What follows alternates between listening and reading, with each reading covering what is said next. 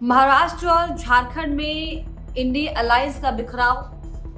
सीटों को लेकर जारी है विवाद, कैसे बिछेगी इन प्रदेशों में चुनावी बिसात। नमस्कार, स्वागत है आपका। इंडिया 27 देख रहे हैं आप और मैं हूं आपके साथ लता। महाराष्ट्र और झारखंड के विधानसभा चुनाव के लिए हालांकि विधानसभा का बिगुल जो है चुनाव का वो बच चुका है। तमाम जो राजनीतिक पार्टियां हैं वो एड़ी चोटी का जोर लगाते हुए दिखाई पड़ रही हैं। लेकिन क्या ये कहना लाजमी होगा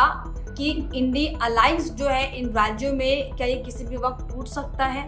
क्या जो गठबंधन शुरुआत से चलता हुआ आ रहा था, जैसे तैसे अलग अलग राज्य में परिस्थितियों को मिलाकर क्या वो गठबंधन अब किसी भी वक्त जो है धराशायी हो सकता है? दरअसल ये हम इसीलिए कह रहे हैं क्योंकि अगर हम जब से गठबंधन की शुरुआत हुई तब से लेकर अब तक हुए अलग अलग राज्यों में, चाहे विधानसभा चुनाव की बात कर लें, चाहे लोकसभा चुनाव की बात कर लें, किस तरीके से अलग अलग राज्यों में इंडी अलायंस के जो रूप है, जो परिभाषा है वो अलग अलग दिखाई पड़ती है। ये दरअसल कहीं ना कहीं बताती है कि क्या ये जो इंडी अलायंस का स्वरूप तैयार किया गया था, क्या ये सिर्फ और सिर्फ अवसरवादी की राजनीति करने के लिए ही क्या इसका निर्माण गठन किया गया था? हालांकि जब इंडिया गठबंधन की शुरुआत हुई थी, किस तरीके से नीतीश कुमार जो संयोजक कभी बनने वाले थे, आप सोचिए कि वो इस गठबंधन से बाहर हो गए थे, तो क्या तभी से बिसात ये बिछ चुकी थी कि जो गठबंधन का श्रेय है, जो इस गठबंधन का जो मकसद है, जो उद्देश्य है, दरअसल सिर्फ और सिर्फ सत्ता में बने रहने से है क्या? क्योंकि जिस तरीके से अलग अलग राज्यों में, चाहे हम अभी हाल ही में जिन राज्यों में विधानसभा चुनाव हुए, चाहे हम कश्मीर की बात कर लें, हरियाणा की बात कर लें, दिल्ली की बात कर लें, और अब जिन राज्यों में उपचुनाव होने हैं या फिर विधानसभा चुनाव होने हैं, यानी कि उत्तर प्रदेश, महाराष्ट्र और झारखंड की अगर बात कर लें, तो जो स्वरूप इंडिया गठबंधन का दिखाई पड़ रहा है, ये साफ तौर पर कहना लाजमी है कि किसी भी वक्त ये जो टकराव की स्थितियां इंडी अलायंस में बनती हुई दिखाई पड़ रही हैं, ये दरअसल सिर्फ और सिर्फ अवसरवादी एक सोच है। क्या मौके की राजनीति करने के लिए ही इंडी अलायंस का गठन किया गया था? अब दरअसल आप ये सोच रहे होंगे कि आखिर हम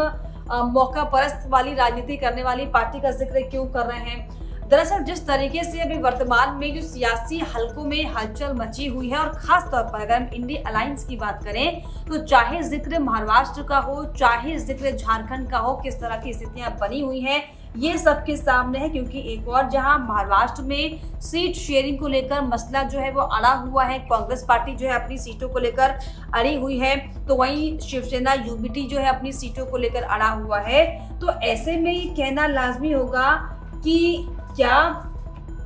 टूटने की कगार पर अब गठबंधन आ चुका है? क्योंकि सबसे पहले, हालांकि हम झारखंड का भी जिक्र करेंगे, अन्य राज्यों का जिक्र हम करेंगे, लेकिन सबसे पहले अगर हम महाराष्ट्र का जिक्र कर लें तो महाराष्ट्र में जिस तरीके से लगातार जो तनातनी वाली स्थितियां बनती हुई दिखाई पड़ रही हैं, ये कहीं ना कहीं बताता है कि इंडिया गठबंधन यानी कि इंडी अलायंस की जो है मुश्किलें साफ तौर पर बढ़ती हुई इस विधानसभा चुनाव के लिहाज से दिखाई पड़ रही है। क्योंकि महाराष्ट्र में जिस तरीके से सीट शेयरिंग को लेकर पेच लंबे समय से फंसा हुआ है, जो है बड़ी बड़ी मीटिंग्स हो गई हैं, महाविकास अघाड़ी के तमाम जो नेता है वो आपस में मिलजुल कर बातचीत कर चुके हैं, लेकिन हर एक पार्टी, चाहे यूबीटी शिवसेना की बात कर लें, चाहे एनसीपी की बात कर लें, चाहे कांग्रेस पार्टी की बात कर लें, अपने अपने चहेतों को टिकट देने के लिए या फिर अपने अपने बेहतर क्षेत्र से चुनाव लड़ने के लिए जो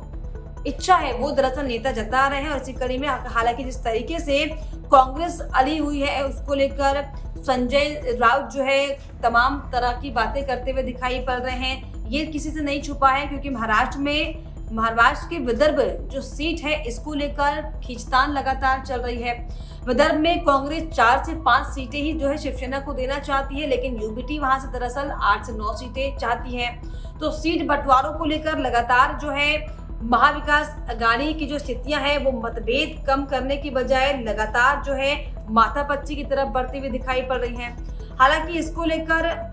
पटोले और उद्धव के बीच बात नहीं बन पा रही, इस तरह की बातें भी सामने आ चुकी हैं। संजय राउत भी साफ तौर पर कांग्रेस को नसीहत भी देते हुए दिखाई पड़ रहे हैं कि कांग्रेस पार्टी को बड़ा दिल दिखाना चाहिए, क्योंकि पिछले चुनाव में जो है उन्होंने बड़ा दिल दिखाया था। तो जब इसको लेकर संजय राउत से पूछा गया कि दरअसल जो हालात चल रहे हैं कि लोकसभा चुनाव में उनकी पार्टी ने बड़ा दिल दिखाते हुए हालांकि अमरावती और रामटेक सीट कांग्रेस को दी थी। तो क्या अब जो विवाद कांग्रेस पार्टी कर रही है विदर्भ सीट को लेकर, तो क्या कांग्रेस को भी कुर्बानी देने के लिए तैयार होना चाहिए? इस तरह की जब बातें उनसे पूछी जाती हैं तो वो ये ऐसी बातें करते हुए दिखाई पड़ रहे हैं कि दरअसल यहाँ पर कोई कुर्बानी की बात नहीं है, बात देश हित और महाराष्ट्र हित की है। और अगर कुर्बानी की बात करें तो अमरावती और रामटेक की नहीं बल्कि कोल्हापुर भी इसमें आता। देखिए, ना सिर्फ एक सीट ना सिर्फ 2 सीट, जो है एक और नया नाम कोल्हापुर का नाम इन्होंने जिक्र कर दिया। तो इस तरह की जो है अटकलें लगातार बनती हुई महाराष्ट्र में दिखाई पड़ रही है। कहीं एनसीपी शरद पवार का जो है साफ तौर पर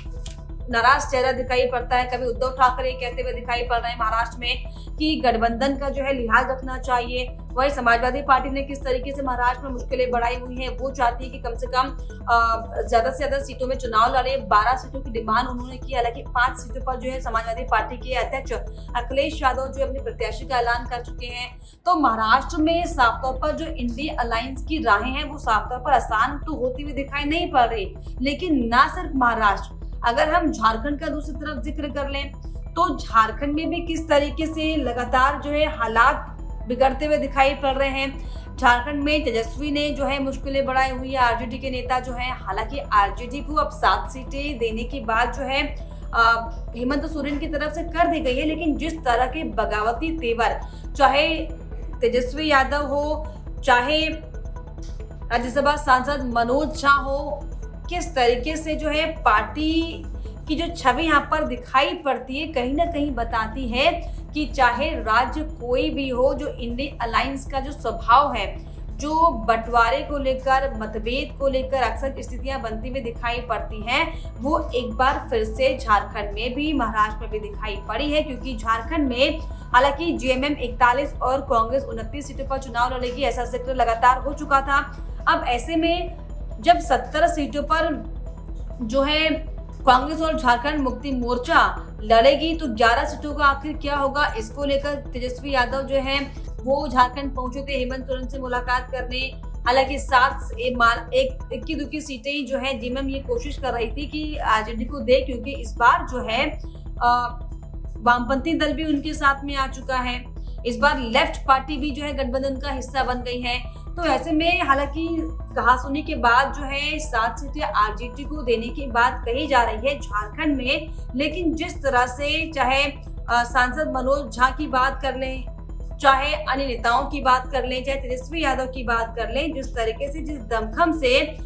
बिल्कुल मनमाने रवैये में दिखाई पड़ रहे थे, 15 से 18 सीटों पर जो है चुनाव लड़ने की मांग आरजेडी की तरफ से चल रही थी, तो क्या ये स्थिति साफ तौर पर कहीं ना कहीं ये नहीं बताती कि जो है हालात जो वर्तमान में है ये कहीं ना कहीं डगमगाते हुए साफ तौर पर दिखाई पड़ रहे हैं। अब अगर हम उत्तर प्रदेश का जिक्र कर लें तो उत्तर प्रदेश में भी हालांकि 9 सीटों पर उपचुनाव है, तो यहाँ पर भी किस तरीके से समाजवादी पार्टी और कांग्रेस पार्टी के बीच में बिखराव की स्थितियां दिखाई पड़ रही हैं, ये सबके सामने है। क्योंकि उत्तर प्रदेश उपचुनाव में जिस तरीके से समाजवादी पार्टी मात्र 2 सीटों को कांग्रेस को के खेमे में देने के मूड में है, लेकिन कांग्रेस पार्टी साफ तौर पर जो है चाहती है कम से कम 5 सीटों पर चुनाव लड़े, यानी कि 5 सीटों से कम में कोई मंजूर ही नहीं है। तो ऐसे में हालांकि ये भी उड़ती खबरें आई हैं कि कांग्रेस पार्टी जो हो सकता है कि इस उपचुनाव में समाजवादी पार्टी का समर्थन करे, गठबंधन का जो है धर्म निभाए। लेकिन जो मतभेद दिखाई पड़े हैं वो ये कि हालांकि समाजवादी पार्टी की तरफ से गाजियाबाद और खैर सीटों की पेशकश तो जो है कांग्रेस पार्टी के लिए की गई है, लेकिन कांग्रेस पार्टी उन सीटों पर भी चुनाव लड़ने का जो है मन बना चुकी है जिन सीटों पर समाजवादी पार्टी की तरफ से जो है उनके प्रत्याशी का ऐलान कर दिया गया है, जिसमें साफ तौर पर हालांकि इसको लेकर कांग्रेस प्रभारी अविनाश पांडे, पार्टी के अध्यक्ष अजय राय समाजवादी पार्टी से बातचीत जो है बार बार लगातार कर रहे हैं, लेकिन समाजवादी पार्टी का जो मूड है वो बदलता हुआ दिखाई नहीं पड़ रहा है। तो ऐसे में चाहे हाल ही में जिस तरीके से हरियाणा में इलेक्शन हुआ, किस तरीके से कांग्रेस पार्टी ने समाजवादी पार्टी को कोई भाव नहीं दिया, क्या इसका बदला समाजवादी पार्टी अब उत्तर प्रदेश में निकाल रही है। तो हर राज्य के हिसाब से जो भूमिकाएं इंडिया अलायंस की दिखाई पड़ रही है कहीं ना कहीं तमाम तरह के सवाल खड़े करता है और इस निष्कर्ष पर लेकर आता है कि जो ये हालात बने हुए हैं जमीन पर चुनाव के वक्त में, जहां पर एक साथ मिलकर पार्टियों को चुनाव लड़ने के लिए जो रणनीति तैयार करनी चाहिए थी, तो वो आप सोचिए कि अपने अपने समर्थकों को सीट देने और अपने अपने इच्छा अनुसार जो है सीट को लड़ने की बातें कर रहे हैं। तो ऐसे में ये कहना तो जाहिर तौर पर लाजमी है कि किसी भी वक्त क्या ये चुनाव से पहले जो स्थितियां